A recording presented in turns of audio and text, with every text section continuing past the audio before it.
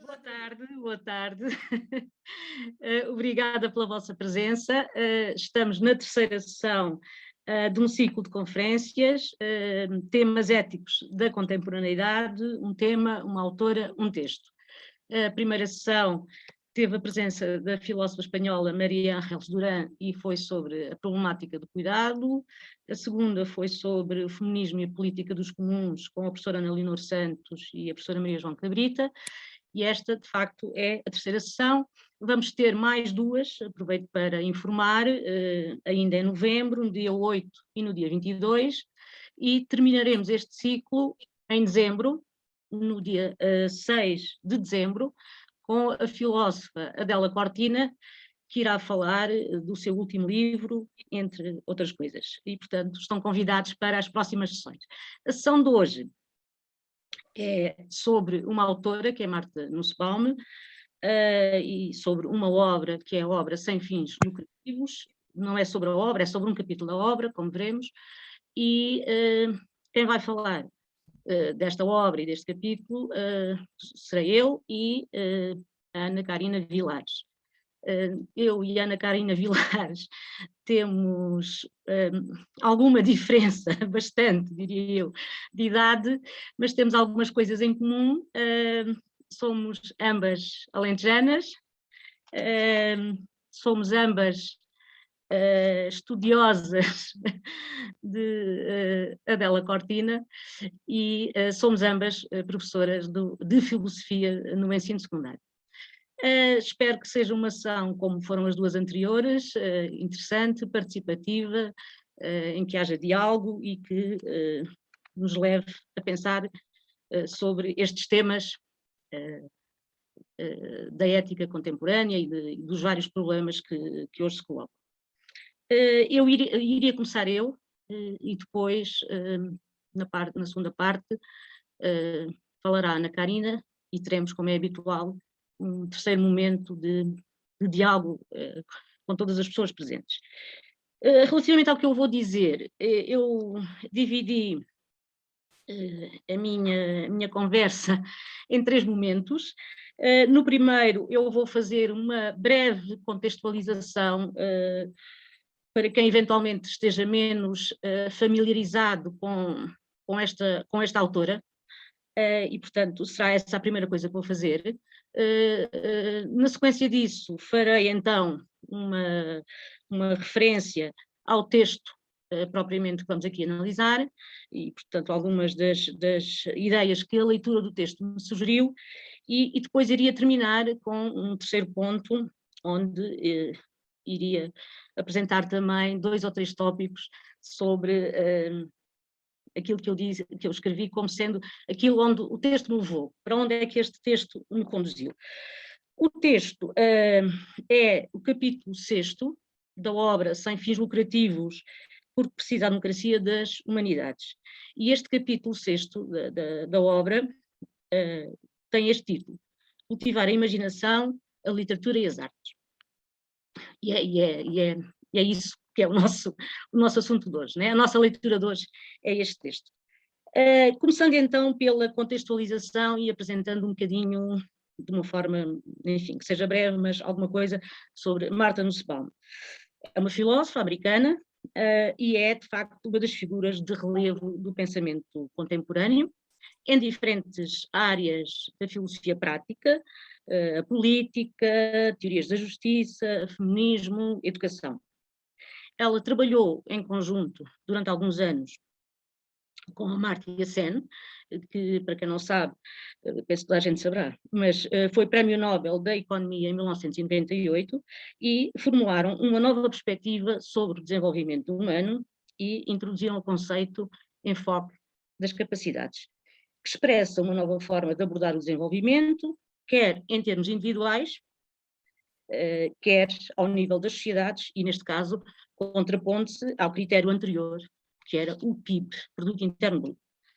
De todo o seu trabalho, ao nível da filosofia, destaco a contribuição para a ressignificação da racionalidade e do conceito de justiça, e também para um novo entendimento das relações humanas e da relação entre a razão e as emoções.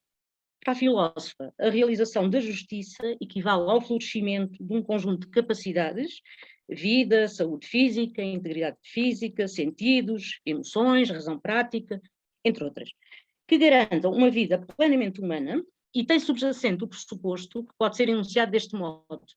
Importa investigar o que as pessoas são realmente capazes de ser ou de fazer. A consideração do ser humano como um ser, como uma pluralidade de atividades vitais, como um animal temporal e com um conjunto de necessidades, expressa uma nova perspectiva sobre a dignidade, pondo de lado uma visão abstrata e situando-a nas condições concretas da vida humana em determinados contextos. Deste modo, quer a racionalidade, quer a sociabilidade são concebidas como sujeitas a processos de desenvolvimento e também de decadência. A noção de vulnerabilidade torna-se central, pois esta é considerada como constitutiva de todos os seres humanos e não como um estado que afetaria apenas algumas pessoas em alguns momentos das suas vidas. Pelo contrário, somos todos vulneráveis em diferentes momentos e em diferentes aspectos da nossa vida, e é essa consciência que nos deve conduzir à empatia, à cooperação, à responsabilidade e ao cuidado. Dos inúmeros prémios com os quais Martha Nussbaum tem sido distinguida, destaca-se o Prémio Príncipe das Astúrias de Ciências Sociais em 2012. Já em 2005, ela tinha sido incluída na lista dos 100 intelectuais mais influentes do mundo. Em Portugal, ao contrário do que acontece, por exemplo, em Espanha, aqui perto, o seu pensamento e a sua obra são pouco conhecidos. Não há quase traduções, exceção para esta, sem fins lucrativos. E neste aspecto, devemos salientar a obra da professora Fernanda Henriques, cujo título é Martha Nussbaum, uma filosofia comprometida com a cidade, e que foi publicada no mês de março passado, e que é, de facto, um excelente contributo para a divulgação do pensamento da filósofa americana em Portugal. A obra que hoje aqui estamos a tratar, sem fins lucrativos, porque precisa a democracia das humanidades, foi publicada em 2010 e encontra-se traduzida em cerca de 20 línguas. Foi e continua a ser motivo de grande debate público. É constituída por 7 capítulos, funcionando o primeiro, a crise silenciosa, de algum modo como introdução, pois descreve aquela que é para Nussbaum a maior crise da atualidade. Uma crise, ela designa como crise silenciosa, pois apesar de se apresentar com dimensões globais, passa despercebida. Esta crise é como se fosse um cancro. É a crise planetária da educação e traduz-se no esquecimento por parte dos governantes dos vários países das competências que são essenciais para a manutenção das democracias. Isto é, da formação de cidadãos capazes de pensar por si próprios, aptos a criticar a tradição e a compreender quer o sofrimento, quer as conquistas dos outros. De um modo geral, registra-se uma tendência para limitar a educação a uma visão economicista, ao primado do homo economicus, ligada ao sucesso económico a curto prazo e a um modelo de sociedade em que o lucro fácil é a chave da felicidade, onde a realização pessoal é medida, é aferida apenas pelas possibilidades de consumo. Trata-se de uma lógica mercantilista que é acompanhada de uma perda de aptidões básicas para lidar com problemas globais complexos, consequência do abandono ou da secundarização em todos os níveis de ensino, desde o básico até ao universitário, das humanidades e das artes.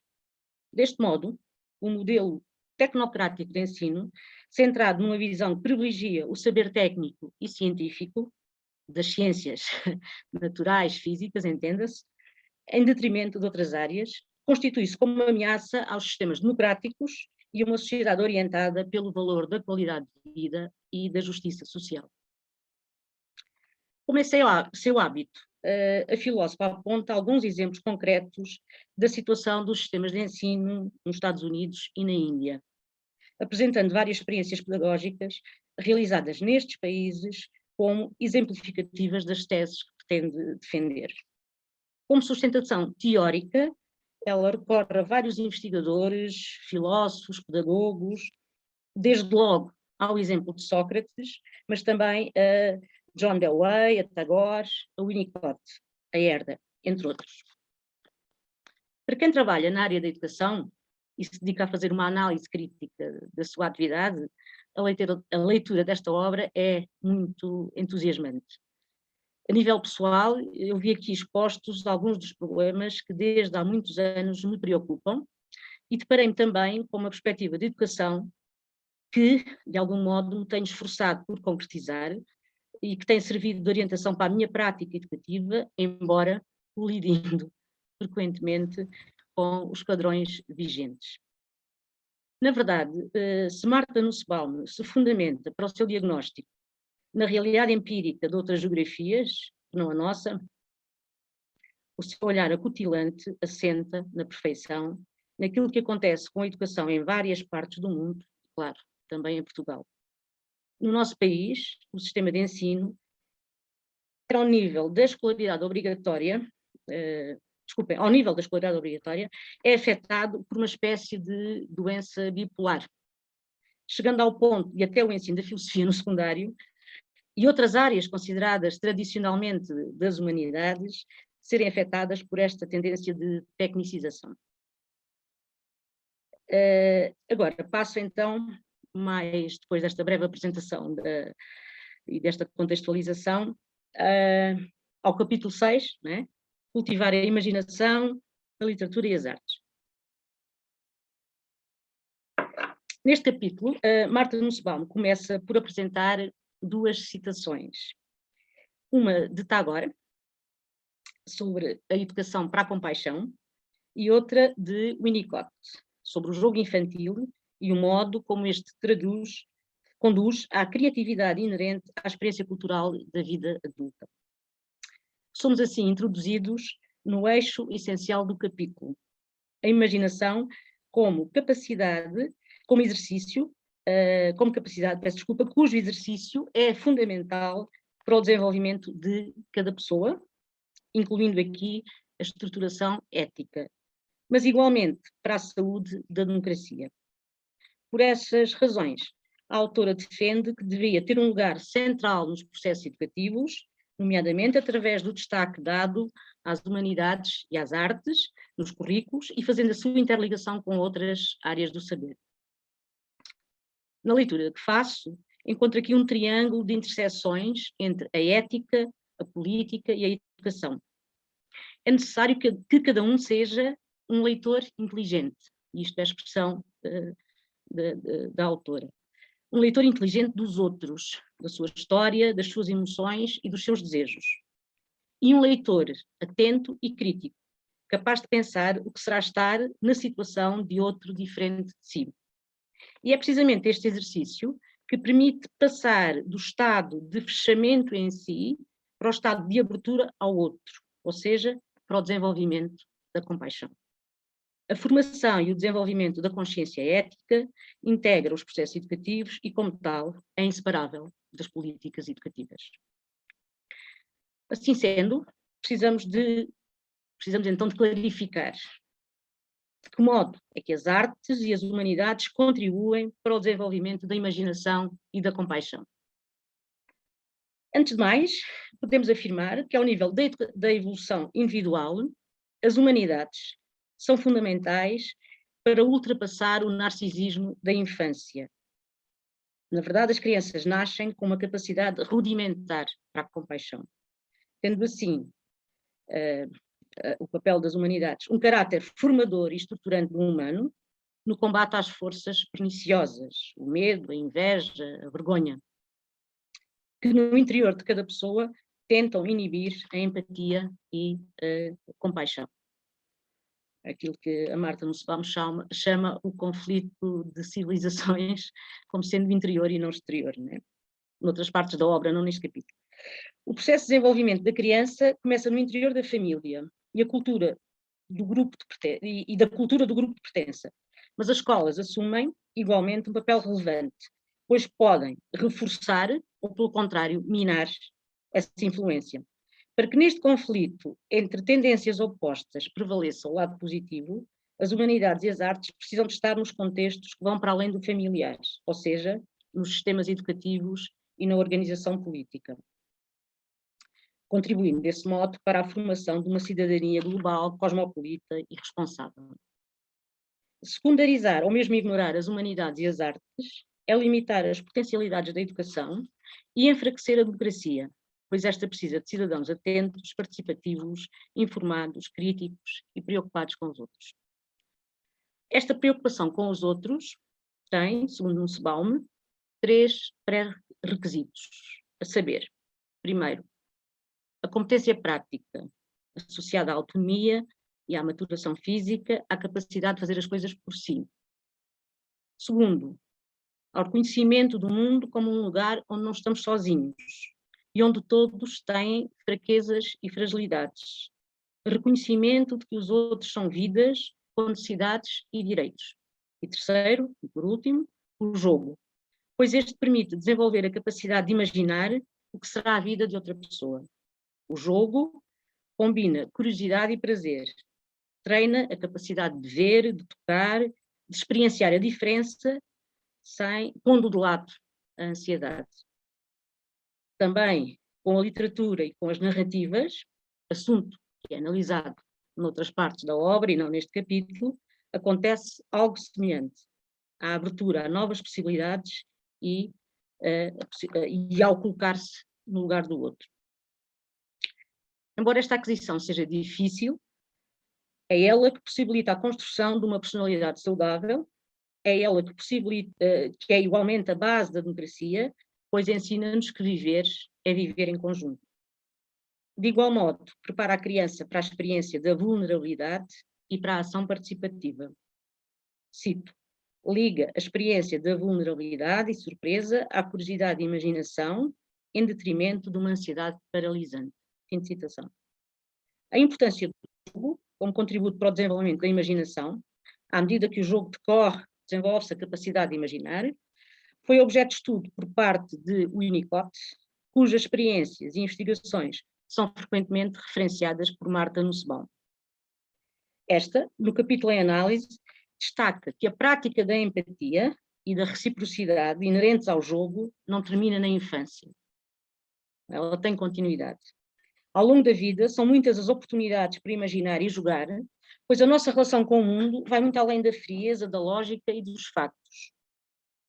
Diz-nos a filósofa, e cito, a presença do outro pode ser bastante ameaçadora, torna-se, no contexto do jogo, uma fonte maravilhosa de curiosidade que contribuirá para o desenvolvimento de atitudes salutares na amizade, no amor e, mais tarde, na vida política. Fim de citação. Na vida adulta, as artes são precisamente uma das formas de preservar a cultura do espaço de jogo, o espaço entre pessoas, e de ampliar a empatia. E na escola, são um bom meio para a educação emocional, mas não se limitam a essa faceta instrumental, pois elas facultam às crianças a competência para o autoconhecimento e para o conhecimento dos outros. Na defesa desta ideia, Martha Nussbaum apoia-se no pensamento e nas experiências educativas de Dewey e de Tagore, que consideram as artes como chave do desenvolvimento emocional. Salienta que a imaginação é fundamental para lidar com tudo o que reside fora da resposta física direta. Por exemplo, em diversas situações do cotidiano, como uma conversa com um amigo ou como uma experiência científica. Para além da questão da empatia, as humanidades e as artes contribuem para a descoberta do outro, através da análise crítica da tradição e focando aquilo que Tagore designa como lacuna cultural. É preciso desconstruir preconceitos e estereótipos e olhar com os olhos interiores para áreas socialmente incómodas. Para que isso se concretize, o educador deve fazer uma seleção rigorosa dos textos, de modo que sejam adequados quer à situação cultural dos alunos e das alunas e àquilo que são os desafios num dado momento e num dado contexto histórico. A este propósito é citada a obra O Homem Invisível, de Ralph Ellison, que aponta o racismo como o desafio fundamental nos Estados Unidos da América. por sua vez, Tagore considera que a grande lacuna cultural na Índia é a que se refere à situação das mulheres e, por isso, salienta a importância de algumas expressões artísticas, como a dança e o teatro, para superar essas situações. Depois de referir alguns contributos de séculos anteriores, o capítulo termina precisamente com o exemplo das escolas que, no século XX, realizaram experiências pedagógicas de valorização das artes e das humanidades, de Dewey nos Estados Unidos e a de Tagore na Índia, que considera que o principal papel das artes ou reside no desenvolvimento da compaixão. Com esse objetivo, Tagore usava o role-playing, o teatro, a música e a dança, dando particular atenção às questões de género e tentando desconstruir a ideia de uma masculinidade associada à agressividade guerreira e ao domínio sobre os outros. Por último, Martha Nussbaum cita ainda a experiência do coro de Chicago, que foi fundado nos anos 50, nos Estados Unidos, que tem 3.000 crianças, das quais 80% vivem abaixo do limiar da pobreza e que são sujeitas a programas de canto coral com rigorosos padrões de excelência. O trabalho deste coro está assente na ideia de que a música é tão importante como a matemática para o desenvolvimento da criança, e nomeadamente para a autocompreensão e para a compreensão dos outros, para o respeito mútuo, para a compreensão e respeito dos diferentes grupos étnicos, culturais, das diferentes religiões, das diferentes condições económicas, das diferenças de género, das diferenças relativas à orientação sexual e por aí adiante. Para terminar, apontaria duas notas que me parecem também importantes em relação ao que este capítulo nos diz sobre este assunto. A primeira é esta. Mesmo que nos situássemos no estrito campo do crescimento económico, incluir e dar destaque nos sistemas de ensino às artes e às humanidades seria muito benéfico, pois trata-se de uma forma de desenvolver o pensamento crítico e a flexibilidade mental, de preparar para a resolução de problemas complexos e de estimular a criatividade, que são essenciais também na atividade empresarial. Uma imaginação treinada é fundamental para a inovação, o que se aplica a todos os setores da sociedade, incluindo também as empresas. Para além disso, a valorização das artes e das humanidades, chama a atenção disto Martha Nussbaum, valorizar as artes e as humanidades nos sistemas de ensino nem sequer é alguma coisa que não possa ser feita por se considerar que é dispendiosa. Não se trata de nada muito, não se trata de uma tarefa muito dispendiosa. E a segunda nota final, parece-me importante realçar a ideia presente também neste capítulo, segundo a qual o desenvolvimento da imaginação não é um valor absoluto, pois esta pode, em algumas situações, ser caprichosa e desigual. Daí que seja importante uma visão normativa e enquadradora relativa à forma como os seres humanos se devem relacionar entre si. E essa é precisamente a ideia da dignidade humana partilhada, e é este o princípio orientador. E passava, penso que tenho ainda tempo, mais ou menos, muito brevemente, há alguns caminhos, digamos assim, onde a leitura deste capítulo me conduziu, me levou. Duas ou três notas. Primeira, a reflexão de Martha Nussbaum, embora seja muito centrada nas realidades, quer da Índia, quer dos Estados Unidos, torna-se bastante profícua para a reflexão sobre outras realidades, nomeadamente a nossa, né, do nosso país. Ler Martha Nussbaum é um excelente exercício para refletir sobre a educação em Portugal. Mas mais do que isso, é um bom exercício para pensar o papel da educação na estruturação do humano e também para pensar a inter-relação entre ser humano versus ser cidadão. Segundo caminho, segundo o que me ocorreu, pensar a questão das artes e das humanidades e do seu contributo para o desenvolvimento da compaixão será hoje uma tarefa incompleta se não colocarmos, e de facto a Martha Nussbaum não coloca isto, aqui um outro elemento, e qual é?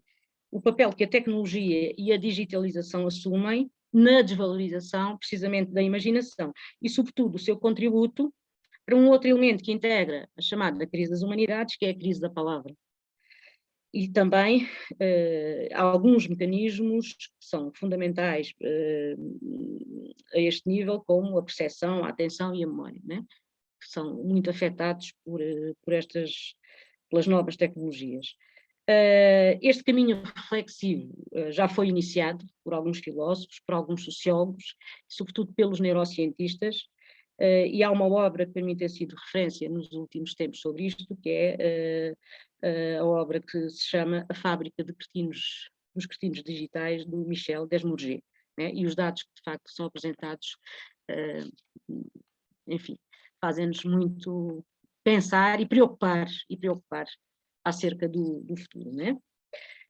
E sobretudo sobre algumas das coisas que as humanidades são fundamentais, que é o sentido crítico, e de facto o que nós constatamos é a perda de sentido crítico e também um aumento da indiferença, e portanto a ideia de nos colocarmos no lugar do outro parece que não está a ser concretizada, e para isto há aqui um contributo importante destas questões. Portanto, penso que isto seria um elemento que, não sendo que eu conheça da reflexão de Martha Nussbaum, deveríamos aqui introduzir. E por último, não, só referir que, enfim, nem tudo é assim muito só dificuldades, também há motivos de esperança, e sobre estes sinais de esperança eu queria falar-vos aqui de uma situação que conhecia há muito pouco tempo, mas que me parece muito curiosa, que é uma empresa em Braga que se dedica ao ramo da engenharia e construção e que oferece cursos de pós-graduação em filosofia aos seus funcionários. Já vai na segunda edição este curso, tem mais de 500 trabalhadores que estão a ter aulas de filosofia em horário laboral, como medida de estímulo ao pensamento crítico enquanto fator de competitividade. O presidente deste grupo, José Teixeira, afirmou, e cito: as artes, a cultura, a filosofia são um martelo poderosíssimo, dão-nos um ingrediente de liberdade que nos induz muito mais criatividade. Fim de citação. Esta criatividade não é isolada, esta iniciativa de dar cursos de filosofia aos funcionários não é isolada, insere-se num conjunto de atividades de índole cultural e artística que têm sido desenvolvidas nos últimos anos por este grupo. E só mais um outro sinal de esperança, que é, fora daquilo que é o campo tradicionalmente considerado das humanidades, felizmente há muitas pessoas a pensar sobre isto, e a falar sobre isto e publicamente a chamar a atenção para a importância da ligação entre os saberes e, portanto, das humanidades também. E citava-vos um pequenino texto, meia dúzia de linhas, de João Lobo Antunes, da obra que é A Nova Medicina, que foi publicada pela Relógio d'Água em 2012. E cito então, e termino com isto. Ele diz assim: não sei o que nos espera, mas sei o que me preocupa.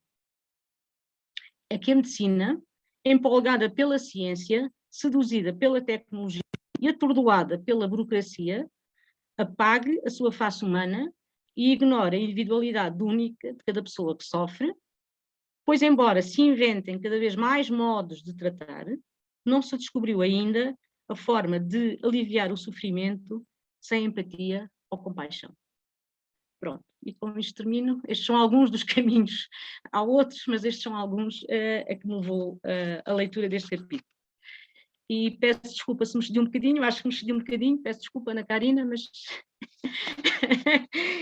pronto, vamos então ouvir agora sobre o mesmo texto, uma outra leitura, com certeza mais interessante que esta, da Ana Karina, e pronto, e depois a partir das duas leituras iniciaremos o diálogo. Ana. Muito obrigada, Maria do Céu. Olá. Muito boa tarde a todos, ou boa noite neste caso. Muito obrigada pelo convite para estar aqui hoje presente. Entre caras conhecidas, a professora Fernanda Henriques, a professora Ana Leonor, o professor André Barata, todos aqui presentes. O Ângelo também conheço só virtualmente, mas pronto, em todo o caso, o virtual é sempre um elo de ligação.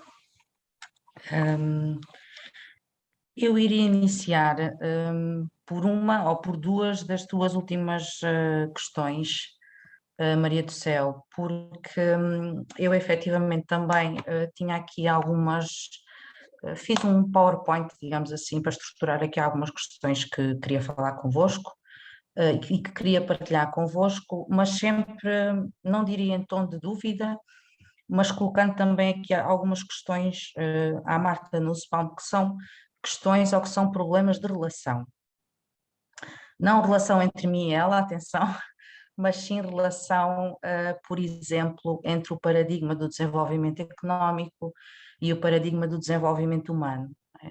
Que nível é que se pode dar efetivamente aqui esta relação? Se o tempo, por exemplo, da criatividade é o tempo da competição, pode haver aqui efetivamente uma relação ou não entre ambos, e como é que a filosofia pode ou está a contribuir efetivamente para isso. Lembro-me aqui quando iniciaste a tua conversa e disseste que nós éramos alentejanas, não somos assim tão distantes na idade, atenção. E hoje eu lembrei-me de um poema, por acaso andei à procura dele, mas depois não encontrei porque eu não tenho a obra aqui em casa, de Ana Luísa Amaral, que se chama Se Fosse um Intervalo. Eu acho que o intervalo, o devagar, o pensar com mais tempo, é efetivamente o tempo das artes, é efetivamente o tempo das humanidades, da criatividade. E eu não sei até que ponto ou a que nível, podemos também depois pensar aqui em conjunto, como é que se podem então articular estes dois paradigmas, não é? Do desenvolvimento económico e do desenvolvimento, digamos assim, mais humano, proposto por Marta Nussbaum e também por Amartya Sen. Eu vou só partilhar o ecrã, tal como tinha dito há pouco. Está aqui, penso que seja este. Pronto. Desculpem. Penso que todos conseguem ver o ecrã, certo?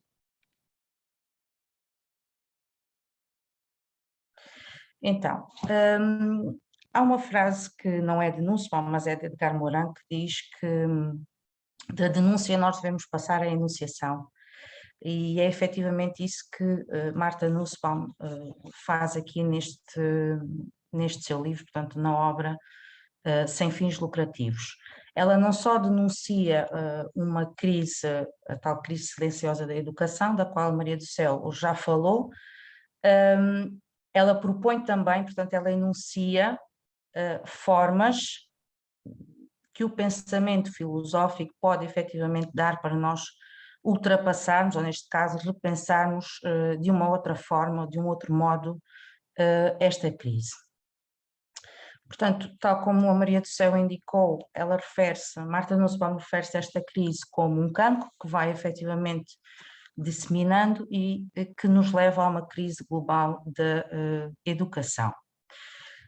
Essa crise resvala então para o tal modelo de desenvolvimento económico, centrado sobretudo no lucro e no êxito pessoal.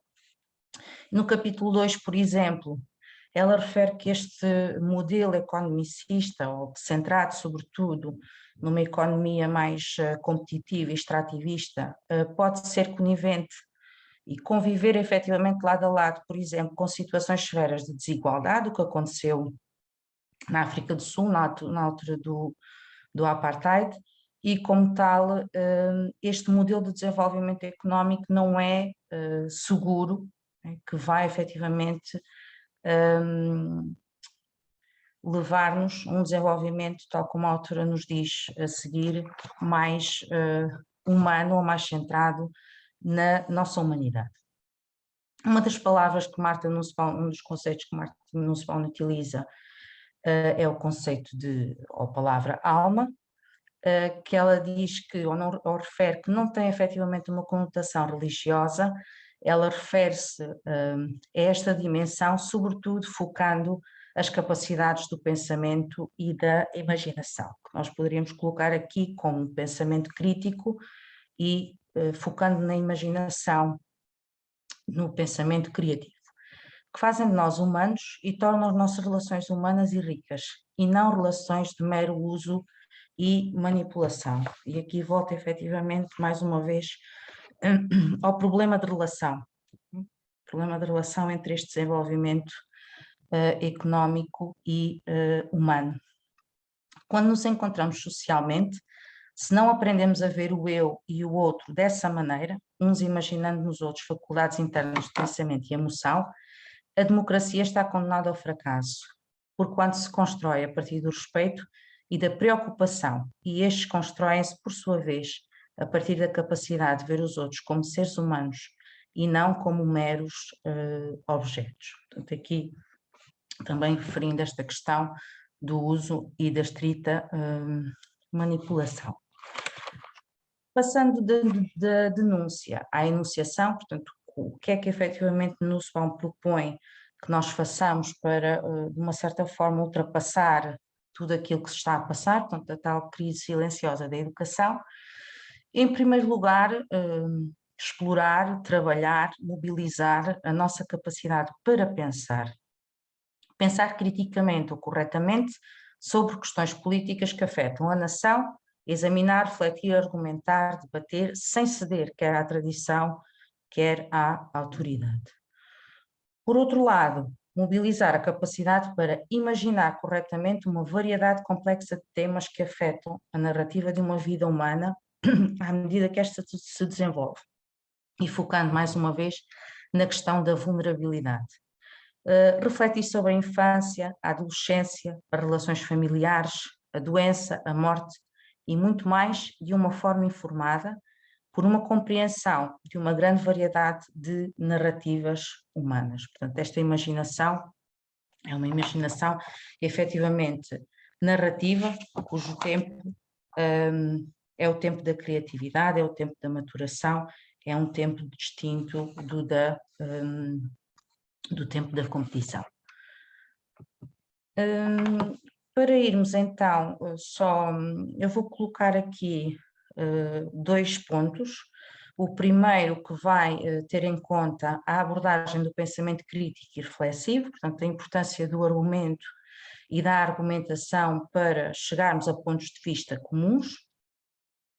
E depois, no segundo ponto, explorarei, ou tentarei aqui mostrar a importância também do pensamento criativo, ou neste caso, da imaginação narrativa. A primeira referência, ou uma das referências que Martha Nussbaum apresenta no capítulo 4º, antes de chegarmos ao 6º, do cultivo da imaginação, refere efetivamente esta questão de que uma vida não examinada, portanto, pelas palavras de Sócrates, não vale a pena ser vivida. Apresentando-nos aqui três grandes problemas quando efetivamente não examinamos a nossa vida, ou seja, quando a nossa vida não é efetivamente examinada. Quais são os problemas que surgem com a falta desse autoexame? Em primeiro lugar, a consequente falta de clareza em relação aos fins. Mais uma vez, esta questão tem ligação com o modelo económico, portanto, a questão de utilizarmos, sobretudo, mais no sentido, ou utilizarmos mais no sentido da manipulação do que no sentido do tratar o outro como um fim e nunca como um meio. Aqui, efetivamente, tendo em conta a raiz ou a importância também do pensamento de Kant. No segundo problema, as pessoas que se eximem ao autoexame revelam com bastante frequência serem facilmente influenciáveis. Portanto, não desenvolvem esse espírito crítico, não colocam em causa tudo aquilo ou grande parte da informação que constantemente recebem, e isso pode efetivamente levar ou conduzir a informações ou a situações efetivamente fabricadas. Por último, as pessoas que levam uma vida sem autoexame tratam tratam-se não só a si próprias com desrespeito, mas também aos outros. E, portanto, aqui pode resvalar esta questão não só para um problema de pensamento crítico, mas também de pensamento criativo.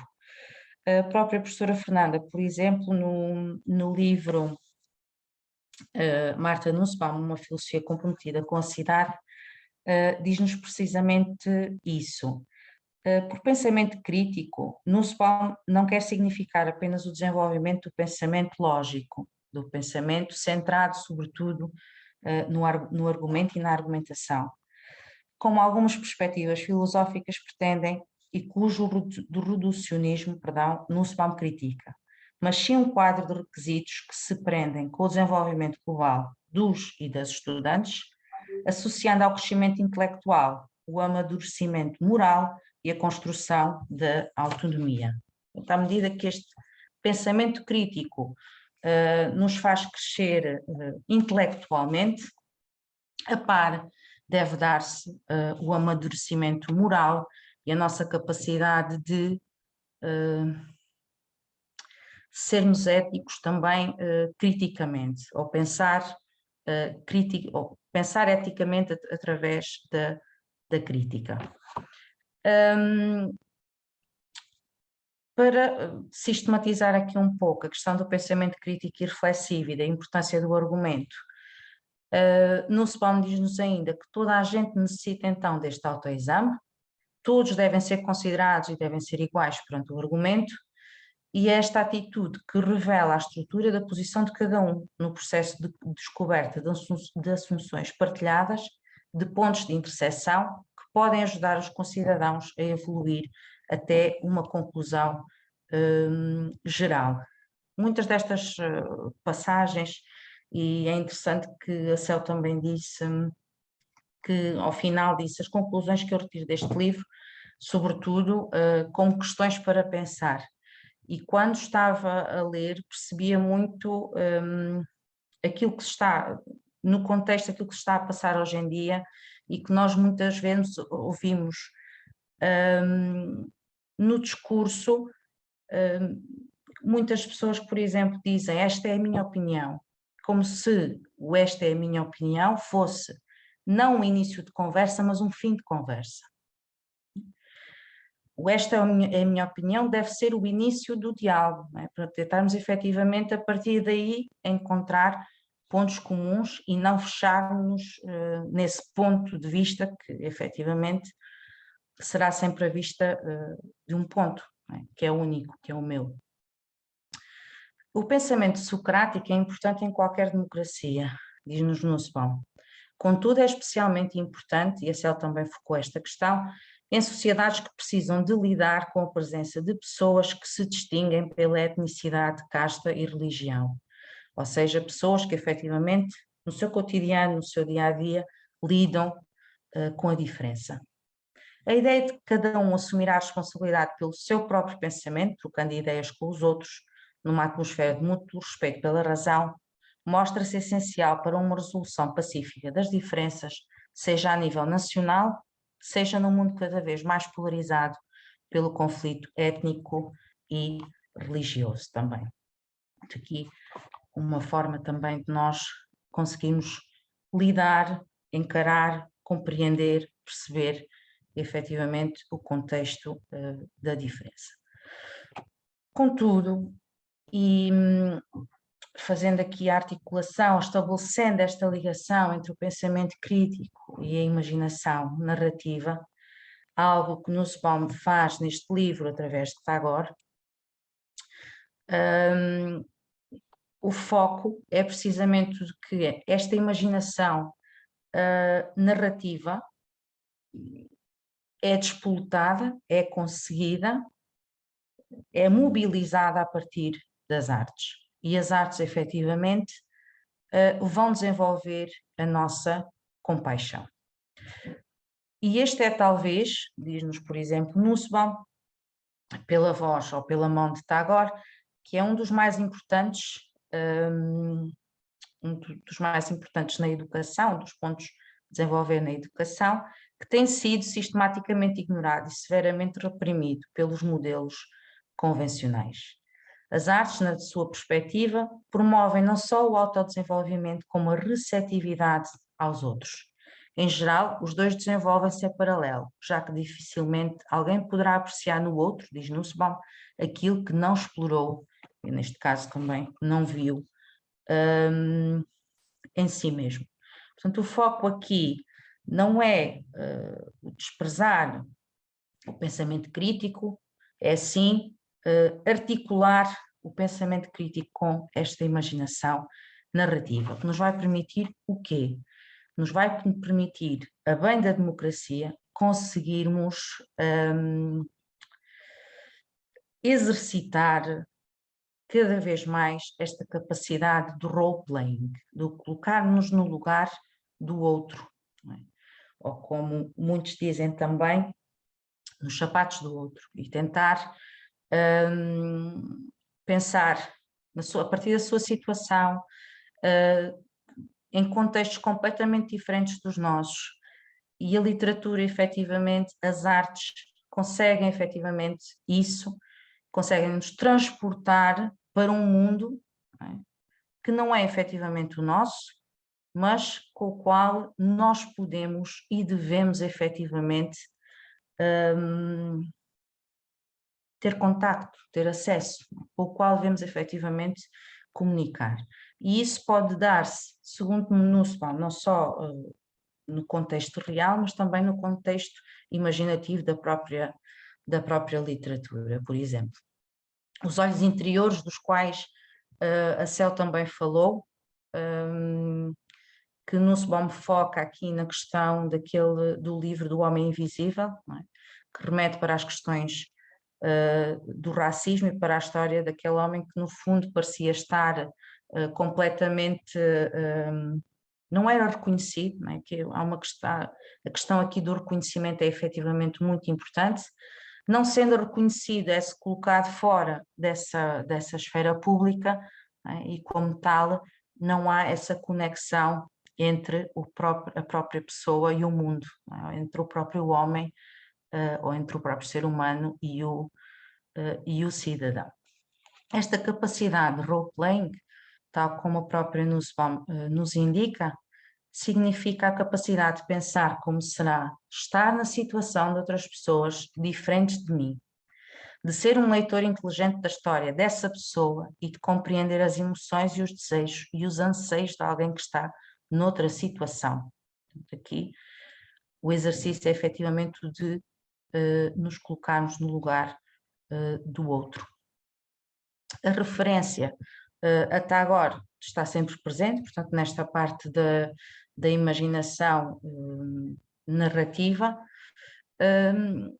Para finalizar, não no sentido de terminar então este conjunto de questões ou de abordagens que vos queria propor, e nesta situação do role-playing e também de nos colocarmos no lugar do outro, de calçar os sapatos do outro, eu lembrei-me de um quadro que para mim é muito importante, não só pela minha afinidade com a pintura de Van Gogh, mas também com a exploração, por exemplo, que o próprio Martin Heidegger faz precisamente deste quadro,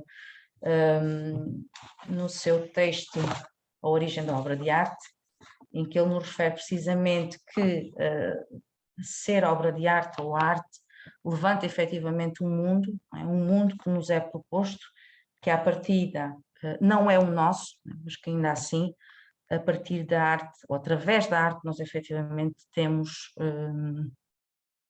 acesso. No fundo, o que esta obra, o que esta pintura de Van Gogh nos transmite é precisamente nós olharmos, estamos através dos nossos olhos interiores, conseguimos efetivamente perceber que há aqui todo um mundo que é criado por Van Gogh, que nos pede efetivamente que tenhamos acesso, que consigamos aceder através da nossa imaginação calçar sapatos que, neste caso, não são os nossos, mas que nos podem levar a refletir, por exemplo, sobre a dureza do trabalho, sobre a conquista do pão diário, não é? Como o próprio Martin Heidegger refere, a labuta diária, e que nos leva céu, mais uma vez ao Alentejo, não é? Porque esta imagem, ou este universo, realmente é um universo que nos é muito, muito próximo, não é? E como tal, eu penso que a própria imagem, ou neste caso a própria obra, não é? Servirá então para terminar. Muito obrigada.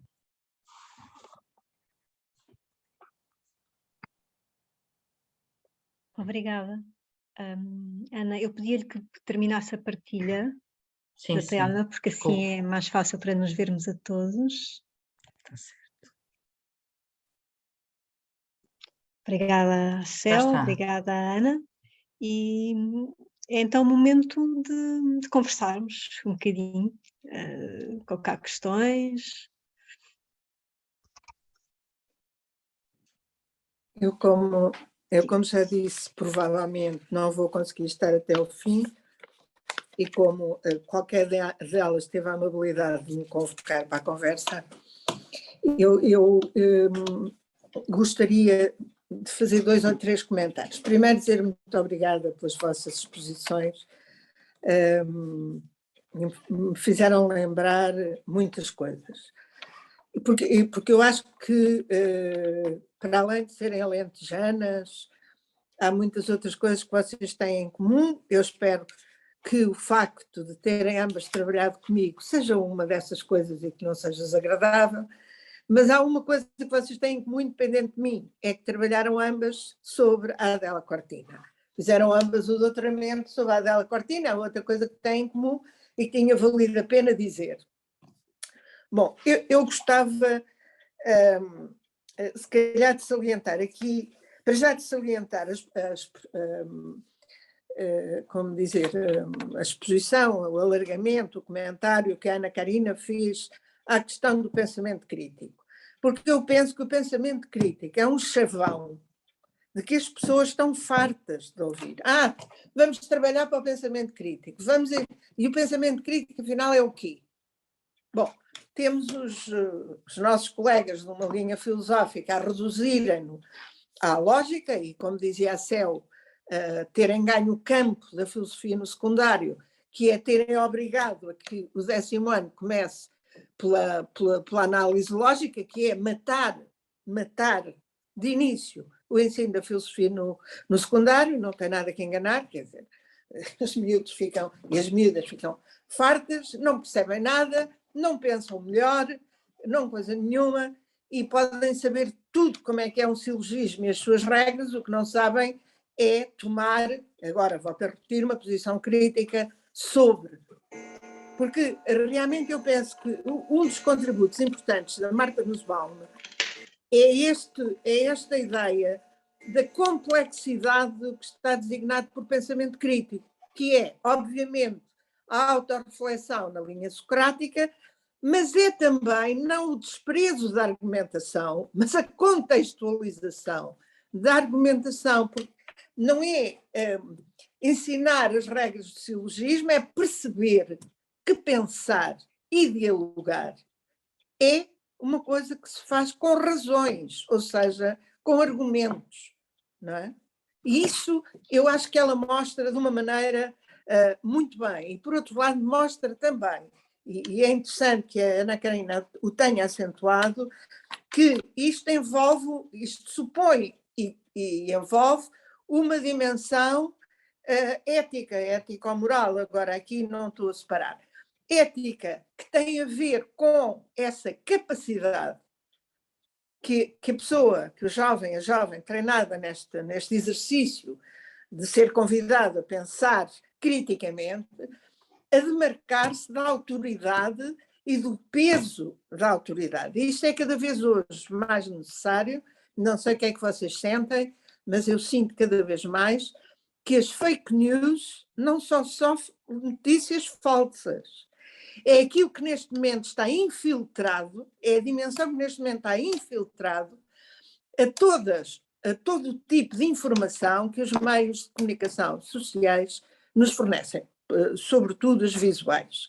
É que realmente é preciso estar com uma atenção horrível para percebermos onde é que está, eu agora vou usar mal se calhar, mas vou usar, onde é que está a objetividade e o rastro ideológico da informação que nos chega.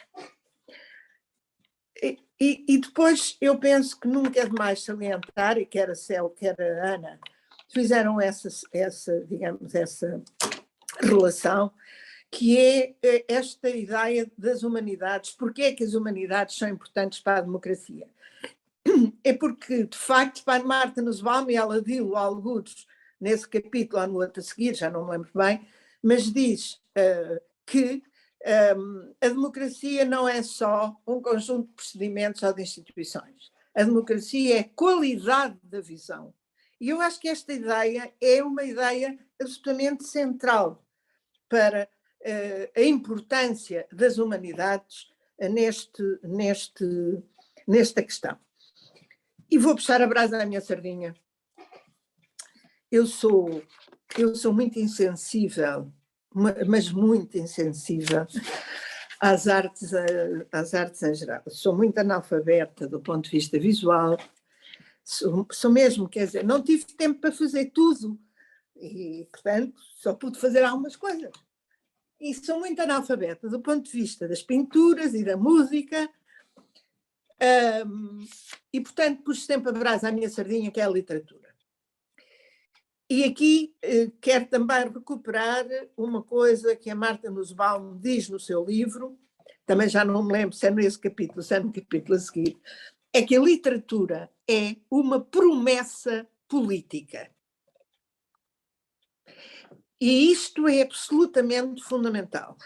É que o literário é uma espécie de intermediário, e os sapatos de camponês que a Ana trouxe, e com a ideia heideggeriana da abertura do mundo, é que o literário abre mundos, e esses mundos não são de ninguém.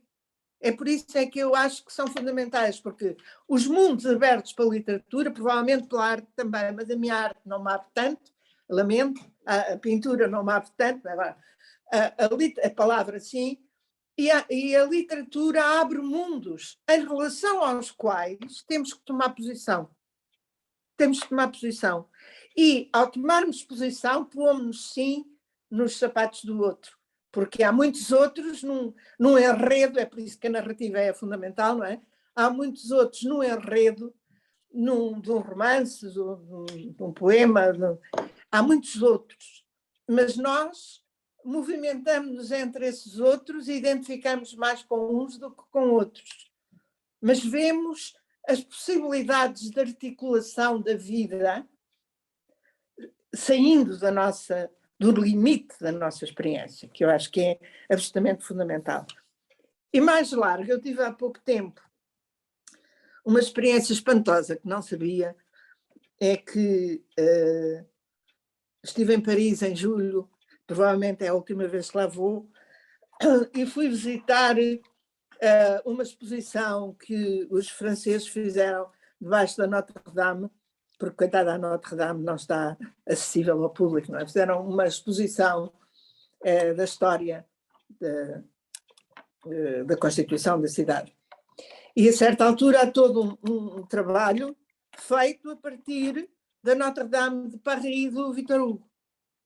E aquilo que eu não sabia, e fiquei a saber nessa exposição, é que o livro do Victor Hugo foi absolutamente fundamental para que a Notre-Dame, a Igreja Notre-Dame, fosse assumida pública e politicamente como uma obra importante que era preciso recuperar e manter. E eu, para quem é a ideia da Marta Nussbaum, que a literatura é uma promessa política, fiquei logo a pensar, aqui está, realmente não é só em relação ao indivíduo e na relação que o indivíduo tem com com o mundo que a literatura é importante. É também na dimensão política e institucional que uma obra de arte, um romance, neste caso, que nem é uma coisa do outro mundo, mas é um romance que tratou uma problemática e, por ter tratado uma problemática, a colocou dentro da importância que ela tinha na decisão daquela comunidade. Peço desculpa, mas foram vocês que me chamaram para... me fizeram lembrar de muitas coisas.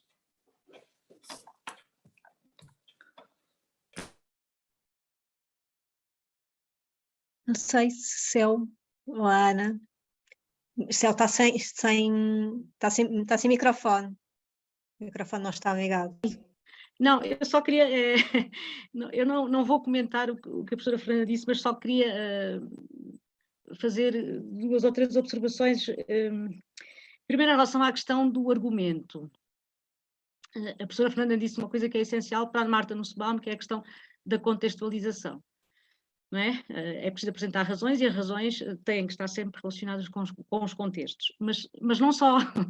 Mas não só. Há um outro aspecto que é muito importante, que são as emoções. Quer dizer, neste debate e neste apresentar de razões, aqui não é a razão, entre aspas, não é?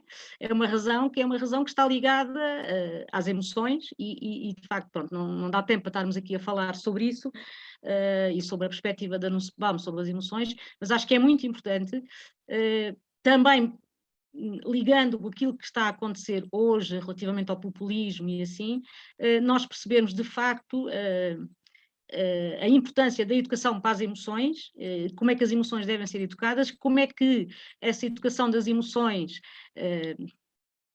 favorece, entre aspas, é também um instrumento importante para a democracia, e, portanto, na discussão, no debate, no apresentar de razões, essas razões e esse debate é contextualizado e nesses contextos incluem-se vários elementos, nomeadamente as emoções. Era só isto que eu queria dizer. E queria dizer uma outra coisa também, que é o seguinte, relativamente à arte, quer dizer, eu também sou muito ignorante em relação a muitas formas de arte, mas não é isso que está em questão. O que está em questão é... Marta Nussbaum sublinha que, relativamente à arte e à importância da arte nos sistemas escolares, não é no sentido de os alunos e as alunas irem ver uma exposição, não é apenas neste sentido, não é? É no sentido de eles, desde o início, né, da sua educação escolar, e isto também se aplica à educação em contexto familiar, evidentemente, mas também na educação escolar, eles terem uma educação que inclua a educação musical, que inclua o teatro, que inclua tudo isso, porque tudo isso, eles a fazer, não é as crianças ou os jovens serem meros assistentes, seja de uma exposição, seja de um teatro, seja outra coisa qualquer, é eles serem interventivos, serem eles a realizar, serem eles a criar, né? E de facto... para quem é professor, e aqui algumas pessoas são professoras, nós sabemos a importância que isso tem numa escola.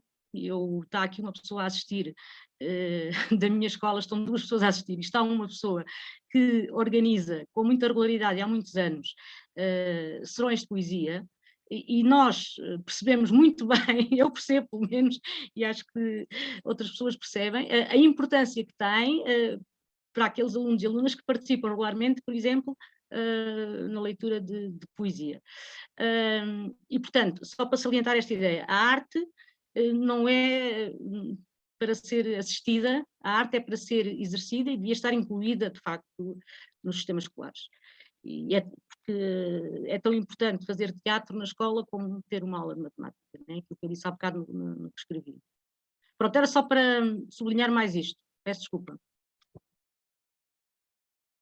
Então, se percebi bem, temos 2 inscrições, 3 neste momento, e julgo que a ordem foi a Inês Rodrigues, o Ângelo Milhano e depois o André Barata. Então, por esta ordem. Então, muito obrigada às 2 pelas apresentações. Eu tenho primeiro uma pergunta para a Maria do Céu E a pergunta foi logo no final, disse que havia uma parte que era assumida, que a Nussbaum dizia que não se podia, que tinha que se assumir qualquer coisa, que tinha a ver, que a imaginação não era um valor absoluto, que tinha que ser guiada pela dignidade humana. Eu gostaria que explicasse isso um bocadinho melhor.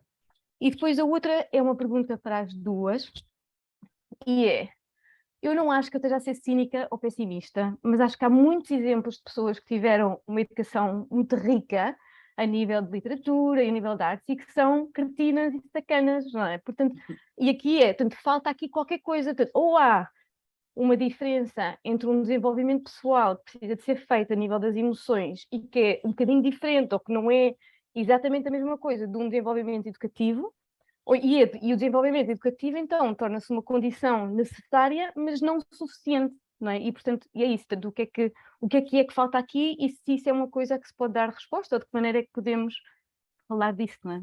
E é isso. Obrigada. Eu sugiro que ouçamos também o Ajum, pelo menos, e depois eventualmente o André, e depois então seria o momento de devolver a palavra à Céu e à Ana. Ajum. Olá e obrigado, antes de mais, e só quero agradecer por esta excelente apresentação que me despertaram muito interesse para o livro, que ainda não li. A minha questão é simples, porque eu gostei muito do facto eu conhecia a Martha Nussbaum a primeira vez na licenciatura, fiz o meu trabalho de licenciatura sobre ela, com o professor José Santos, que não está aqui, aprofundei um bocadinho mais com a professora Fernanda também durante o doutoramento, com algumas referências que ela fez, mas não conheço muito bem a Martha Nussbaum, mas estou completamente de acordo com esta tese central, que a educação, sobretudo a educação para as humanidades e para as artes, é fundamental para um contexto democrático. Mas é neste subtítulo do livro que eu encontro também aqui não é um problema, mas era algo que eu gostava que desenvolvesse um bocadinho mais. Quando a Céu fez aquela referência, acho que também vi isso nas notícias, ou li isso a algures daquela firma de engenharia, que dava aulas de filosofia não, mas cursos de filosofia aos próprios empregados. Eu também fiquei muito contente com isso, mas depois vejo lá aquela coisa para a produtividade, não é? Filosofia serve para aumentar a produtividade dentro da empresa. Acho que já é um bocado contrariar o propósito, não é? Porque vai precisamente de encontrar no problema que eu estou aqui a ver, porque a forma como as humanidades têm sido incorporadas dentro destes domínios científicos, e atenção, eles têm tido muita abertura a isso, já há éticas nas engenharias, há éticas nas ciências de vida, há éticas, e há até noutros países, por exemplo, há filósofos da tecnologia a trabalhar com laboratórios de tecnologia, o caso do Alberto Rommel, que a Fernanda também conhece, esteve a trabalhar no ISEU, a fazer trabalho de filosofia com engenheiros, mas acho que o problema de base mesmo tem a ver com esta secundarização, porque a própria necessidade da Martha Nussbaum escrever um texto a tentar valorizar a educação das humanidades, é que as humanidades, mesmo quando se tentam defender e mostrar a sua necessidade de serem integradas noutros contextos, e eu gostava que elaborassem mais um bocadinho sobre isto, quando são integradas nestes contextos de engenharia e de desenvolvimento tecnológico também, é sempre como um título secundário para aumentar a produtividade, não é? Não há uma atenção ao cerne, àquilo que a Fernanda estava a irritar, só aquilo que é essencial, efetivamente, nas humanidades dentro desses contextos de produção. E depois há só uma outra coisa também que eu talvez quisesse sublinhar. Infelizmente, eu vejo hoje em dia, e é um problema que eu gostava de aprofundar, se tiver tempo onde eu vou aprofundar, eu vejo hoje em dia mais abertura pela parte das ciências aos domínios das humanidades do que propriamente a nossa parte a incorporar também nas humanidades doutrinas científicas, por exemplo, fazer cursos de programação, porque se efetivamente queremos pensar a tecnologia ou criticar a tecnologia, convém talvez percebemos um bocadinho de programação, não é? Um bocadinho de engenharia para podermos pensar isso, não é? E acho que na nossa parte também não há tanta abertura, o que vai dificultar mais o problema. Porquê? Porque nos vai afundar novamente sobre esta leitura romântica da ciência e da tecnologia, vocês não ligam nada à poesia, não ligam nada à dimensão do humanismo e à nossa própria essência enquanto seres intersubjetivos que estão abertos efetivamente uns para os outros, se encerramos de tal forma para isto, porque eles não ligam nada àquilo que nós estamos a fazer, nem se apercebem que nós estamos de facto a tentar perceber isto, não é? E depois ficamos fechados sobre nós próprios. Mas no fundo era só para talvez desenvolver um bocadinho mais isto. Mesmo a introdução das humanidades nas ciências tem vindo a ser secundarizada, é sobre o papel tecnocrático, esta questão de produção, vamos aumentar a produção, isto será bom para a produção, não é? Era só isso. Obrigado e peço desculpa. Fechamos esta ronda de intervenções com o André. Sim, ok. Eu também queria dar um contributo, vai muito na linha das anteriores, não é? Mas pronto, eu queria dar-lhe um ângulo especial, que é o que me interessa mais, não é? Antes de mais agradecer-vos, gostei muito de ouvir, né, e o debate está sendo muito interessante, e enfim, deixe-me só dizer uma coisa que também, eu tive o prazer de estar no júri de ambos os doutoramentos, não é? E, portanto, também é um grande gosto por esse lado, essas coisas também contam para aqui, para este lado nosso. Mas para mim a questão das humanidades e pronto, e da literatura e das artes, de facto, sem querer essencializar algum aspecto particularmente salvífico, não é? A coisa de pensar que há qualquer coisa de salvífico nas humanidades, sem querer ir por aí. No entanto, eu de facto acho que há uma corrosão das humanidades que tem que ser pensada, digamos, dentro de uma tendência geral de uma existência cada vez mais abstrata, em que cada vez mais maquínica, mais algorítmica e que se instancia, por exemplo, muito bem no sucesso que tem a transformação do pensamento crítico, como dizia a Fernanda logo no início, na sua intervenção, o pensamento crítico justamente numa espécie de análise formal de argumentos sem enraizá-los, sem aterrá-los, não é? Enfim, nos contextos, e os contextos são contextos sofridos, vividos, têm dimensões emocionais, não é? Têm história, têm rasto, enfim, e eu acho que, pelo menos nisto, eu penso que aquilo que atinge de uma forma violenta, eu diria assim, e que massacra a importância das humanidades no centro da vida social e intelectual e existencial, enfim, na contemporaneidade, também é um lugar de resistência. Mas qual é o sentido da resistência das humanidades? Eu penso que talvez esteja justamente nesta capacidade de, enfim, de não renunciar à ligação ao contexto, ao concreto, portanto, de certo modo, um regressar, que não é um regressar para trás, mas é um regressar abaixo, ao chão, digamos assim, ao chão de uma existência vivida, enfim, por inteiro, de alguma maneira, não é?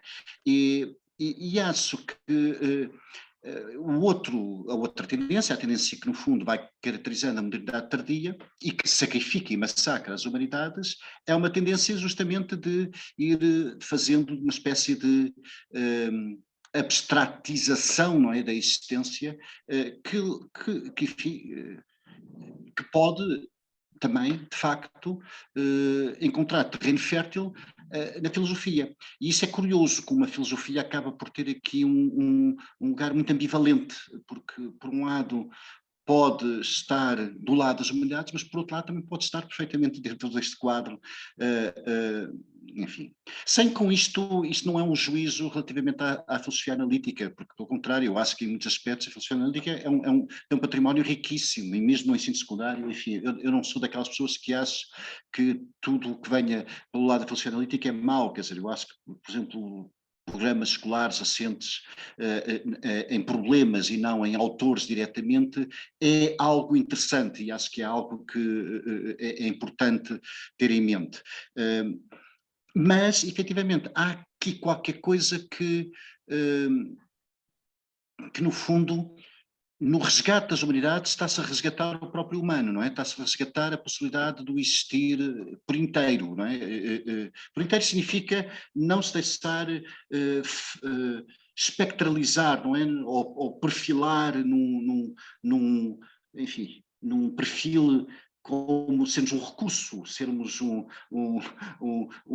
uma fórmula, não é? E isto traz também uma relação com a própria história, naturalmente, porque evidentemente aquela coisa do contexto, aquela coisa de, enfim, arrancarmos de um chão onde está uma biografia, onde está uma história, é evidente algo que não se pode perder se estivermos neste registro concreto. Mas se estivermos no registro abstrato, a história vai-se a história, vai-se o contexto, ficamos num plano assim etéreo. Assim. Isto faz lembrar estão a ver aquele mito, desculpem lá, já calmo, aquele mito dos 12 trabalhos do Hércules, e há um mito que é um dos trabalhos do Hércules, não é? Passava por vencer um herói, um homem muito forte, que era filho de Geia, que era o Anteu, ali na Líbia. E ele percebeu uma coisa, enquanto lutava o Hércules com o Anteu, ele não o conseguia derrotar, apesar de o deitar muitas vezes ao chão. Mas parecia que o homem, sempre que ia lá ao chão, vinha com mais força, vinha revigorado, vinha cheio de força. E o Hércules percebeu o que ele tinha que fazer era suspendê-lo e não o deixar tocar no chão, porque ele era filho de Geia, era filho da terra, e de certo modo o que está a acontecer-nos é um pouco, estamos a sofrer uma espécie de complexo de Anteu. De certo modo, o modelo que vamos desenvolvendo de relação existencial com os outros, com nós próprios e com o mundo é de uma progressiva suspensão, não é? Suspensão, aquilo que também... enfim, o Heidegger também diz isto de alguma maneira, perdemos a terra, não é? A Hannah Arendt fala da alienação da terra também, mas no fundo é esta a questão é esta, somos todos uma espécie de anteus em que, na verdade, o Hércules está entre nós. É o Hércules, nós desenvolvemos um Hércules entre nós que põe o anteu e que nos vai matando neste sentido daquilo que, enfim, seria comum entre o humano e as humanidades. Não é? Portanto, há um destino comum, há uma fatalidade comum, trágica ou não, porque podemos também, enfim, resistir, mas que é este regresso a uma existência concreta. Enfim, eu penso que nisto joga-se de facto depois um papel político, enfim, eu estou aqui a dissertar, a especular, mas no fundo o que eu queria ouvir-vos era isto, a minha pergunta é, olhando para esta perspectiva, não é, de reencontrar o outro, do papel da imaginação, eu acho que é um pouco mais do que isso, eu acho que não é só a questão de na literatura e nas artes eu poder pôr nos sapatos, nas botas do outro, aliás as botas curiosamente do Van Gogh, o Heidegger exagerou bastante na interpretação, as botas não são de um camponês, as botas são do próprio Van Gogh, e depois houve alguém que descobriu isso e chamou a atenção para isso, mas não interessa, o que interessa é que aquelas botas ligam ao chão, ligam à terra e têm um contexto, etc. Não é? Mas a minha pergunta era precisamente, será que, e por isso eu vejo nas botas um bom exemplo, e foi por aí que eu fui chegando a esta ideia, não é? A partir do que eu estava a ouvir, era, mais do que, não tão apenas, não somente, ou não apenas a questão da, digamos assim, horizontal, de eu poder me pôr nas botas do outro, mas a própria ideia, não é? Da bota, não é? Da bota, do que ela significa simbolicamente em termos de chão, né? Fazer chão, de estar no chão. Enfim, eu lembro também o Tim Ingold, justamente, que fala de culturas de chão. Não é? O Tim Ingold, que é um antropólogo escocês bastante importante e que eu enfim, estou muito fascinado com ele. O Tim Ingold justamente compara a cultura ocidental que se foi desenvolvendo, sobretudo a partir da modernidade, não é? E face a outras culturas, e em que há todo um esforço brutal de sair do chão. No fundo, temos que nos calçar e temos que nos sentar, e de preferência com os pés fora do chão, não é? E tudo isto reflete, de alguma maneira, o mesmo ambiente, não é? Existencial, social, existencial, que vai também corroendo a experiência das humanidades, não é? Enfim, mas queria ouvir sobre isto, não sei, já falei muito. Obrigada, André. Não sei se é o Ana quem quer começar. Não sei. Ana, queres começar tu? Posso eu? Sim, tu? força. Obrigada. Muito obrigada a todas as questões. Queria começar primeiro por responder, sendo que não é uma resposta, é só uma observação à professora Fernanda quanto à questão da literatura.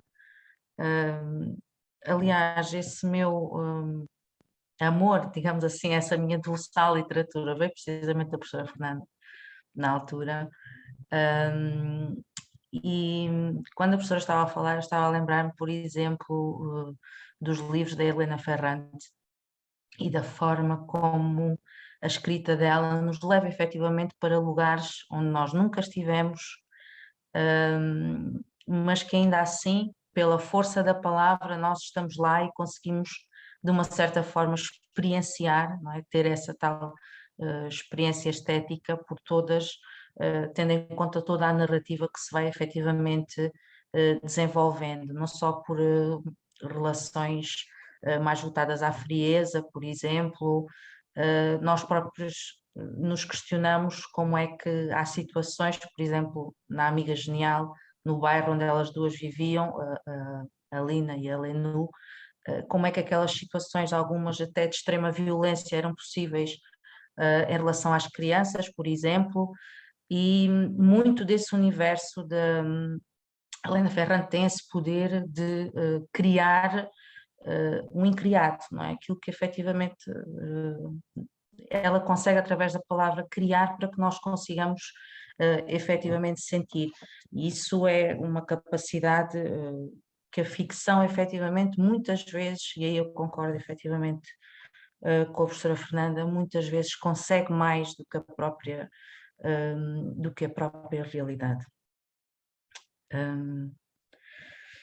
Quanto à primeira questão que foi colocada pela Inês Rodrigues, esta questão de que, sim, efetivamente muitas pessoas são educadas para as artes, não é? Têm acesso à música, por exemplo, à literatura, e isso não é sinónimo, ou não é efetivamente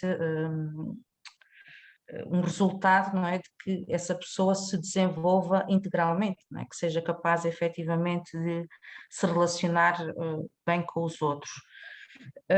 Porque efetivamente a imaginação criativa é importante, mas não é tudo. Portanto, há depois efetivamente um trabalho interior que a própria pessoa terá de fazer na compreensão dessa mesma, por exemplo, quando nós lemos um livro, temos acesso a uma história que é uma história diferente da nossa, nós conseguimos recuperar sentidos dessa história para a nossa história. Mas isso não quer dizer que se dê uma reestruturação ou uma salvação, digamos assim, ética de um momento para o outro. Não é? Nós, por exemplo, podemos ler um livro hoje ou ter acesso a uma história hoje e essa história só fazer para nós sentido daqui a 2, 3 anos, ou ter ser sentida ou ser pensada como uma revelação muito mais tarde. Portanto, efetivamente aqui a ligação não é automática, não é uma ligação direta, e o trabalho depois que tem de ser feito após todo esse contacto, um contacto efetivamente contínuo com as artes e com as humanidades, também depende muito do nosso desenvolvimento, a que eu chamaria um desenvolvimento integral, não é? Que não olha só para a questão da imaginação, mas também do pensamento e da crítica. Depois, a segunda questão, eu não sei se entretanto vou responder às questões, caso não responda às questões, depois digam-me, por favor. Quanto à questão do Ângelo, eu fui despertada por aquela questão que a Maria do Céu colocou, não é? Quando ela leu aquele testemunho do tal gestor que tinha contratado, portanto, as aulas de filosofia para os seus colaboradores, e depois focou a questão da competição, ou competição ou produtividade, não é? E quando nós ouvimos assim estas palavras juntas, ficamos logo reticentes, pelo menos eu fico. E então, quando questionas, Ângelo, que sim, que efetivamente, será que as humanidades neste ponto não estão a ser tratadas como não estão a ser utilizadas como um recurso mais instrumental do que propriamente substantivo, não é? Que vai levar efetivamente a um resultado. Por exemplo, o próprio gestor poderia dizer, ou o próprio diretor da empresa poderia dizer que a filosofia poderia servir para melhores relações laborais, por exemplo, ou melhores relações entre maior diálogo entre os colaboradores, ou entre o próprio diretor e os colaboradores da empresa. Portanto, aí nós, penso eu, não sei se concordas comigo, mas calhar nós ficaríamos mais descansados do que com aquela ligação direta à questão da competitividade ou da competição ou da produtividade. Agora já não me lembro bem qual é que era a palavra. Depois, por fim, queria responder, sempre que não é uma resposta direta, é também uma observação. Queria dizer ao professor André que sim, concordo consigo e eu sinto-me em suspensão todos os dias. Como é que eu vou explicar isto? Então vou passar do concreto para o abstrato. Vou tentar passar. Eu acho que esta questão de que as humanidades resistem, devem resistir como numa espécie de regressar para cima. Não sei se isto fará sentido, mas eu lembrei-me da própria Martha Nussbaum, quando ela diz, por exemplo, que a sua ligação primeira a Aristóteles faz com que ela tenha sempre a disposição, ou neste caso, como objetivo, ser uma filósofa profissional. E o que é isto de ser um filósofo profissional? O filósofo profissional é um filósofo que cuida das questões do humano, não é? Que pensa as questões do humano e que aborda efetivamente a profundidade desta relação de uns com os outros, de nós todos. Okay? Por isso é que ela refere a questão da promessa da política, por isso é que há pouco a Maria do Céu também refletia ou colocava a questão do aprender a viver juntos, né, que é muito importante na educação, não só na educação, na política, ou, se nós preferimos até numa filosofia política da educação, podemos até, sobre a qual há autores que agora pensam e podemos aprofundar, que esta ligação, ou melhor, esta passagem, vejo isto como uma passagem do concreto para o abstrato e do abstrato para o concreto, porque é muito importante passar depois do abstrato para o concreto. E nós corremos o risco de ficar precisamente nessa suspensão, de não regressar ao concreto. Não é? E é aí precisamente que reside a nossa esperança. Não é? A minha esperança filosófica que na maior parte dos dias, ou em grande parte dos dias, eu sinto-me em suspensão. Sinto-me porque por vezes não consigo.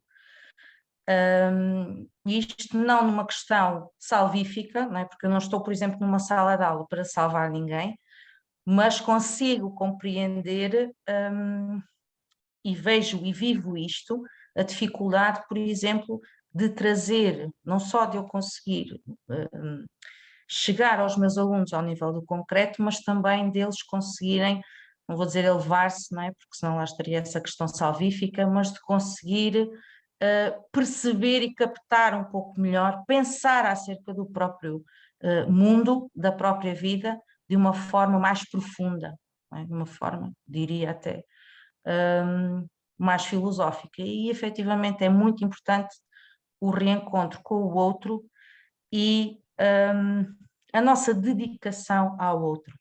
Acho que isso também nos falta muito hoje em dia, não querendo chamar aqui para a discussão, por exemplo, Levinas, mas efetivamente faz-nos falta, como é que eu ia dizer, dessubjetivar-nos, né, e olhar um pouco mais para o outro e tentar ir ao encontro dele através dessa captação, que é uma captação efetivamente de profundidade. Não sei se respondi, professor. Não sei se respondi a todos, peço desculpa. Obrigada, Céu. Atendendo também à hora, Sim. pedia alguma capacidade de síntese, obviamente, sem querer Vou tentar também ser breve, limitar, sim, sem querer vou tentar limitar ser breve. depois.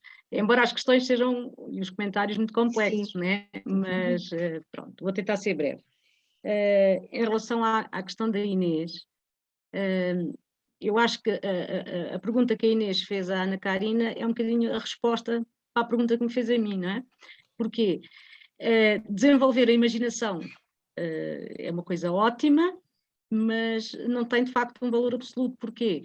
Porque a imaginação pode ser desenvolvida em muitos sentidos, né? E o que a Inês estava há bocado a dizer, né? De pessoas que têm uma grande formação cultural ou artística, ou grande informação, pelo menos, né? A esse nível, e que depois, historicamente, nós sabemos aquilo que foi o seu percurso de vida, né? Aliás, basta pensar na situação do Holocausto, né?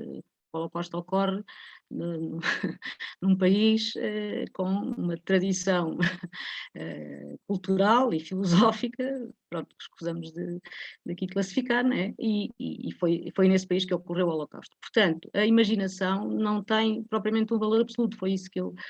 não, é isso que é dito no capítulo que eu estava a analisar, que estamos aqui a analisar, né? É isso que é dito.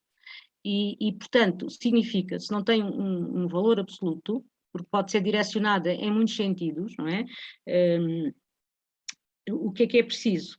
É preciso haver um quadro normativo que se refira a quê? Àquilo que se entende pelo que é o humano e pelo que são as relações entre os seres humanos. E, portanto, a imaginação terá que ser desenvolvida no contexto e sob esse chapéu, digamos assim, desse quadro normativo, que é a dignidade humana, não é? Que no fundo é, se calhar, a aquisição civilizacional mais importante do século XX, embora, evidentemente, seja uma aquisição da cultura ocidental, mas que nós, neste momento, é mais ou menos consensual, não é? Em termos universais, e, portanto, é esse o quadro normativo, né? A dignidade humana e, portanto, a imaginação há de ser desenvolvida e estimulada sob esse chapéu. Depois, em relação à pergunta do Ângelo, como sempre o Ângelo faz perguntas que dão para a gente estar aqui a falar muito, muito tempo também, mas muito pertinentes, eu quero só dizer duas coisas. Se calhar eu fui um bocado injusta ou fui precipitada, porque evidentemente eu não citei, eu retirei esta informação de uma entrevista, já agora digo, para quem tiver depois curiosidade em ver melhor, isto é uma entrevista, é uma notícia, aliás, não é uma entrevista, é uma notícia que passou na TSF no dia 11 de outubro deste ano, não é? E de facto, é o problema de às vezes nós colocarmos citações e não lermos tudo, né? Eu não li tudo e não vos li a notícia toda, porque de facto na notícia está, Mas para além desta... não ouvi, eu li algures e fazia de facto referência à produtividade. Faz, Ângelo, e faz. O que eu li é correto. Agora, não é tudo o que está na notícia, porque isto é a declaração do responsável, né, deste grupo empresarial, mas na notícia da TSF estavam também declarações das pessoas, no sentido de afirmarem, alguém está aqui a colocar, penso eu, sim, no bate-papo podem ver o link da notícia, penso que é isso, não é? Não sei quem é que colocou. Foi o André? Não sei, não. Pronto, não interessa. E, de facto, os trabalhadores que estão nesta situação referem outras situações que não a produtividade, não é? O seu bem-estar, o estímulo, a motivação, eles dizerem que não, aliás, há outra frase que eu agora sei de cor, agora eu lembrei-me dela, porque eu sei quase de cor, em que se diz, não é suficiente o pão com manteiga, nós queremos mais e queremos pensar sobre o que está à nossa volta. É uma coisa deste tipo, atenção, não é? Que os trabalhadores dizem, não é o responsável do grupo empresarial, são os trabalhadores que dizem, nós não nos basta pão com manteiga, queremos mais. E queremos, por exemplo, pensar sobre a nossa vida e sobre o que está à volta e a filosofia ajuda-nos nisso. Portanto, atenção, não é só a questão da produtividade, certo? Mas esta questão da produtividade é assim, pode ser vista de muitas formas, não é? Pode ser vista daquela forma que é assim, a filosofia é importante em termos existenciais, mas também até é importante se nós quisermos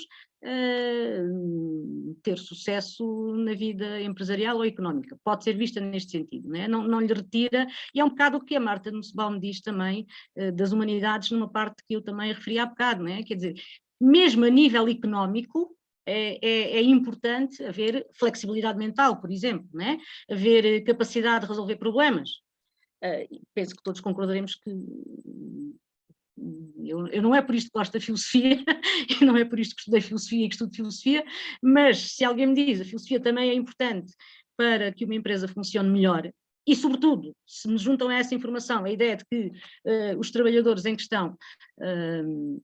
agora, eu só me faltaria averiguar uma coisa, que é as condições de trabalho, de facto, não é? Como é que é o horário de trabalho, como é que são os direitos respeitados, isso eu gostaria de averiguar relativamente a esta empresa. Se em relação a este aspecto não houvesse problema, ficaria encantada da vida, mas isso confesso que não sei, e isso teríamos que averiguar, não é?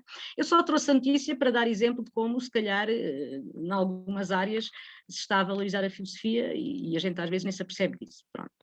Mas não nos alargando mais... eu queria ainda dizer uma outra coisa, relativamente à questão das humanidades e relativamente àquilo que o Ângelo disse, que é, o Ângelo pensa que da parte das ciências e das pessoas ligadas às ciências há uma maior incorporação das humanidades e da nossa parte, nomeadamente a filosofia, seria o inverso, não é? Eu penso que há os dois movimentos e, sobretudo, aquilo que o Ângelo disse, não é só da parte da ciência, é da parte de outros setores de atividade e de outros âmbitos da vida na sociedade, que estão a dar um contributo para fazer aquilo que a filosofia faz, sempre fez, e que as humanidades fazem, que é pensar o humano, né? E pensar as relações humanas. E, por exemplo... todas as abordagens que arquitetos, pintores, poetas e outras pessoas que não são da filosofia fazem sobre as questões do humano, podem ser consideradas e são designadas por algumas pessoas como as novas humanidades, né? Porque isto também era interessante pensar-se aqui, nem sequer discutimos isto de início, né? O que é que são as humanidades? As humanidades é o cruzamento da filosofia com a literatura, é mais, não é? E de facto seria um assunto muito interessante a pensar. O que é que são as humanidades hoje? É saber latim e grego, é ler os clássicos, bom, e de facto há quem fale das novas humanidades neste sentido da reflexão sobre o humano, que vem de áreas da ciência, sim, mas também de áreas como a arquitetura, por exemplo, né? E acho que isto é muito interessante e o que me parece mais interessante disto tudo é a necessidade de haver, de não haver campos estanques e de haver partilha de saberes e diálogo entre estas diferentes áreas e saberes. Penso que, assim, se quiséssemos uma solução, a solução seria esta. Bom, assim para ser muito breve. E, entretanto, em relação àquilo que disse o André, pois, eu concordo que, se calhar, as humanidades entendidas desta forma, não é? Quer no sentido mais clássico e tradicional, quer no sentido das novas humanidades, as humanidades são um lugar de resistência, eu isso concordo, de resistência a uma tendência de automatização, de digitalização, de desligar dos contextos e, sobretudo, a uma tendência, e isto nas escolas somos muito sensíveis a isto porque está muito, muito vincado a uma ausência de história e de memória. Quem está no ensino secundário sabe que isto é uma coisa confrangedora, muito, muito, muito preocupante, né? A ausência de algo que é fundamental nas humanidades, que é de facto a história, sabermos o ontem, o hoje, o amanhã, para sabermos o amanhã, e a questão da memória, né? E portanto, as humanidades seriam um lugar de resistência disto e de resistência da palavra, porque de facto é também a palavra que está a ser desprezada, não é? Que está a ser desprezada. E a palavra é a linguagem, não vou aqui dizer o que é, porque todos sabemos, não é? É o lugar do humano por excelência, não é? E portanto, quando isto falha e quando isto está em crise, estamos em crise, nós. portanto, temos que resistir. Eu concordo com isso, se percebi bem, concordo com isso, não é? É um lugar de resistência. Pronto, não, se calhar não digo mais nada. Obrigada, Céu. Agradeço também esse poder de síntese. Eu tinha aqui várias notas, observações, teremos oportunidade de partilhar noutro momento, seguramente. Não queria, contudo, deixar de aproveitar para dar só uma referência de um dramaturgo norte-americano, porque me parece que faz aqui, à medida que vos fui escutando às duas, e depois o debate que foi aqui gerado, parece que faz aqui a ligação entre muitas das coisas que foram abordadas.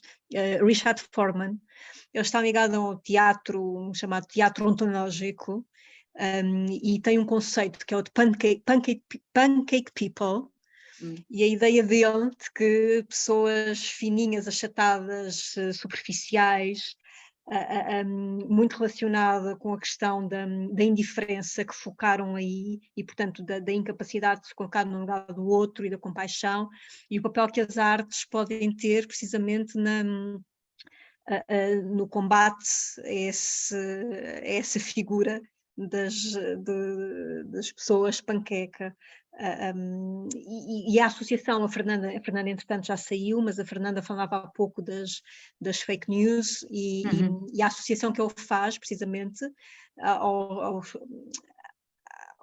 problema da cidadania, aos problemas da cidadania e dessas pessoas panqueca, muito relacionados com o mundo das notícias, precisamente, e de como nós consumimos notícias, e portanto há essa vertente, há a vertente das artes, há a vertente da indiferença, e foi um autor que esteve muito presente aqui na minha mente à medida que vos fui ouvindo.